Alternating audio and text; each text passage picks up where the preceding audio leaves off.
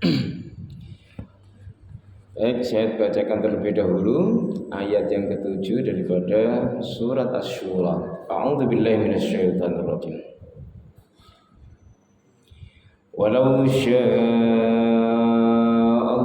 laja'alahum ummatan wahidatan walakin yudkhilu man yasha'u fi rahmatihi والظالمون ما لهم من ولي ولا نصير.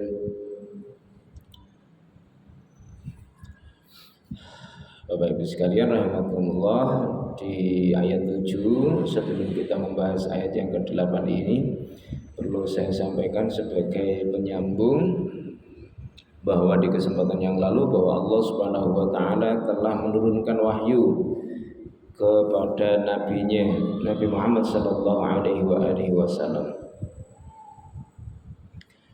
di mana wahyu itu berbentuk Al-Qur'an yang menggunakan bahasa Arab. Meski Al-Qur'an itu diturunkan di tanah Arab, bukan berarti itu hanya milik atau dikhususkan bagi orang Arab saja, tetapi dia bersifat universal. Ya. Jadi siapapun boleh mengkaji Al-Quran. Bahkan orang-orang non-Muslim juga mengkaji, tapi untuk maksud dan tujuannya sendiri.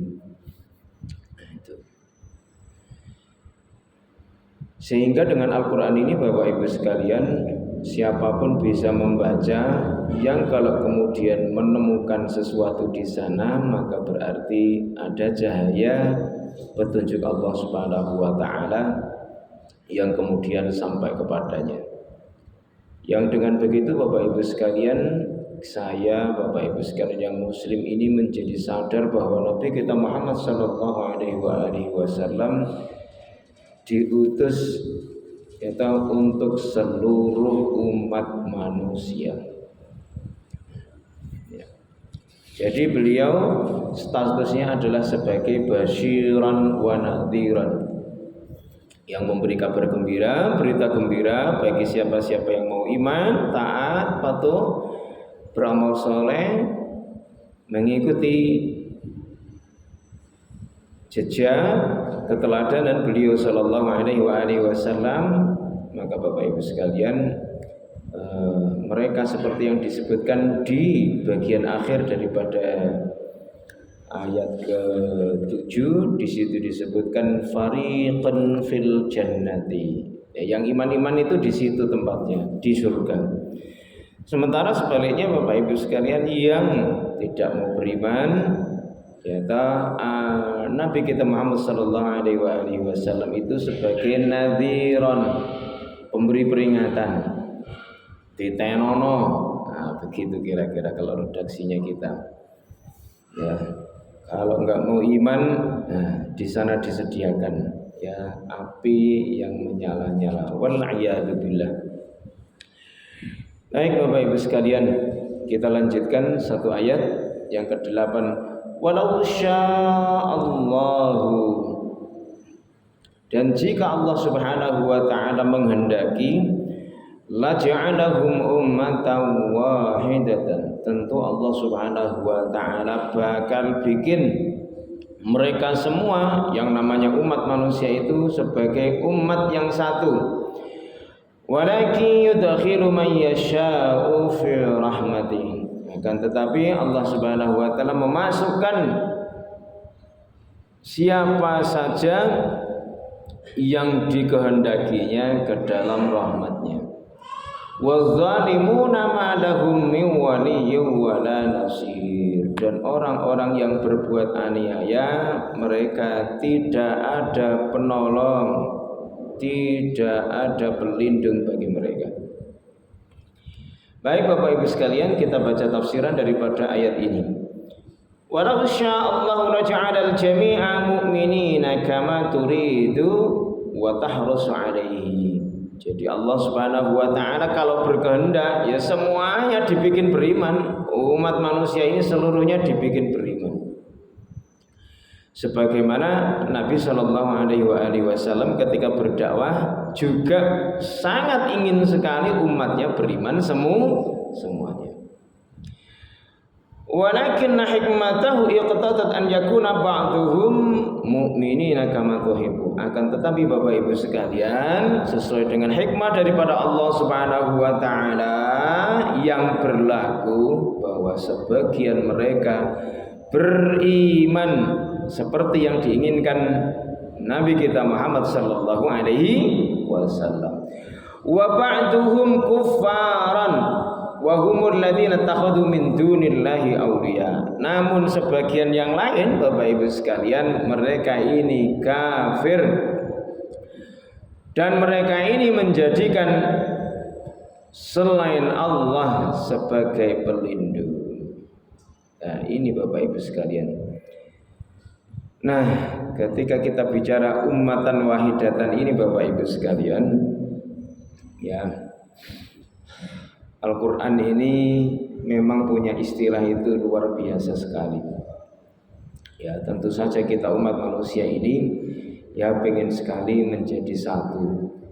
Bahkan umat Islam sendiri sudah disebutkan ya nanti pecah menjadi 73 golongan, yang selamat hanyalah satu saja, yang mereka termasuk kategori Ahlus Sunnah wal Jamaah.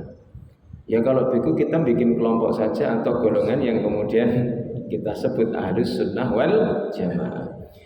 Bapak Ibu sekalian rahimakumullah, kita ini sebenarnya tidak perlu ngaku-ngaku Ahlus Sunnah wal Jamaah.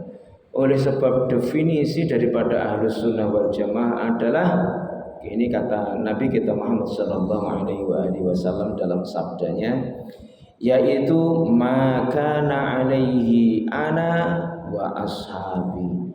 Siapa saja yang kemudian karakternya yaitu seperti aku, mengikuti apa yang aku contohkan, teladankan, dan para sahabatku, ya itu yang disebut sebagai Ahlus Sunnah wal Jamaah.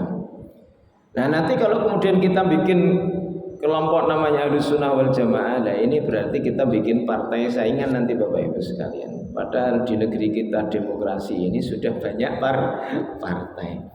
Semakin terpecah nanti Bapak Ibu sekalian. Ya sudah kita rumati yang ada, kok kemudian belain agama, belain umat, ya berarti ini yang harus didukung. Ya Bapak Ibu sekalian. Duh, ini kok jadi ngomong masalah demokrasi, apa hubungannya ya Bapak Ibu sekalian. Baik, kembali Bapak Ibu sekalian kepada umat yang satu. Nah ya umat Islam ini, yang namanya Islam sebagai agama ini kan berjudul ya bahasanya ini, kalau dicari ya muncul ya itu kan dari satu arah, dan Islam itu hanya satu. Mengapa kemudian menjadi bermacam-macam Bapak Ibu sekalian? Ya oleh sebab memang kadang mata ini ketika melihat Bapak Ibu sekalian cara pandang berbeda ya, yang satu min, yang satu plus ya. Oleh sebab nggak ada bantuan kacamata ya, pandangannya menjadi berbeda. Yang satu pakai ribbon lagi, waduh. Jadi begitulah Bapak Ibu sekalian, ya atau bisa jadi yang ditemukan itu baru itu, jadi baru sampai di situ. Coba kalau kemudian menemukan yang lebih kuat lagi. Makanya Bapak Ibu sekalian, ada ungkapan-ungkapan yang kemudian sering muncul.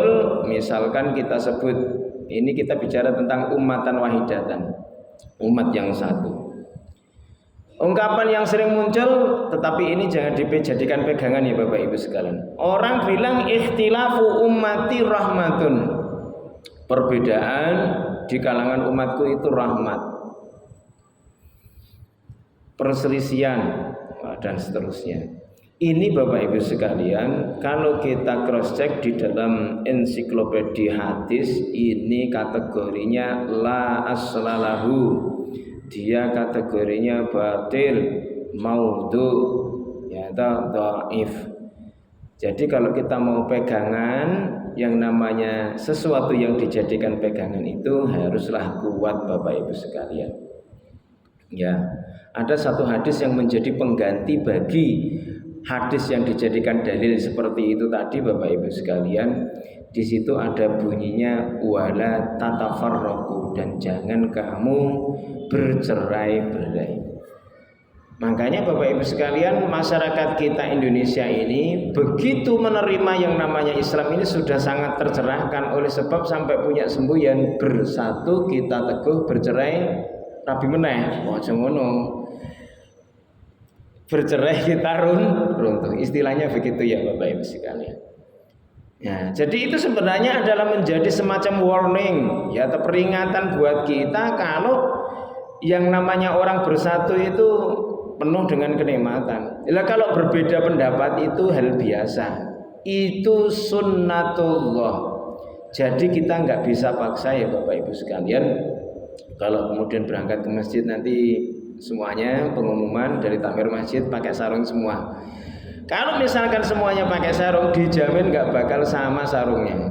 Ada yang ini atlas misalkan, ada yang wadimor, anak sing rupane blendong-blendong dan seterusnya. Nah itu. Lah apalagi Bapak Ibu sekalian yang ada di pikiran kita bicara soal pendapat ini berbeda. Hanya saja Bapak Ibu sekalian, dominasi, hegemoni seringkali nggak siap dengan perbedaan. Katanya demokratis tapi rupanya memaksa gitu. Kita nggak usah bicara orang lain Bapak Ibu sekalian. Kadang kita melihat diri kita itu lebih nampak. Jadi kita mengaku moderat, malah justru nampaknya kita sendiri yang enggak. Nah itu. Lah dari mana orang tahu ya sikap kita itu? Ketika kita dikasih usulan gini geleng-geleng, ya kita manto-manto tapi sejatinya itu nah begini. Ya geleng-geleng. Nah itu Bapak Ibu sekalian rahimakumullah. Jadi kalau kemudian kita sudah sadar akan sunnatullah, maka sunnatullah ini Bapak Ibu sekalian ya semua yang punya tabiat dan seterusnya. Adapun agama ini Bapak Ibu sekalian datang ya menjadi prinsip dan nilai bagi kehidupan umat manusia. Oleh sebab Islam ini nilainya, prinsipnya juga universal, maka ketemu siapa saja orang muslim dimanapun ya mesti bakal mengucapkan salam, assalamualaikum, mesti ya dijawab waalaikumsalam gitu. Nah kalau kemudian ungkapannya di sini pripun kabaripun ya di sana juga bisa mengatakan itu tapi dengan bahasa yang lain. Nah itulah Bapak Ibu sekalian. Tentu saja Bapak Ibu sekalian punya cara untuk membuktikan bahwa umat Islam ini ya ketika ketemu satu dengan yang lain menunjukkan bahwa ternyata umat Islam itu satu dan mereka ini bersaudara.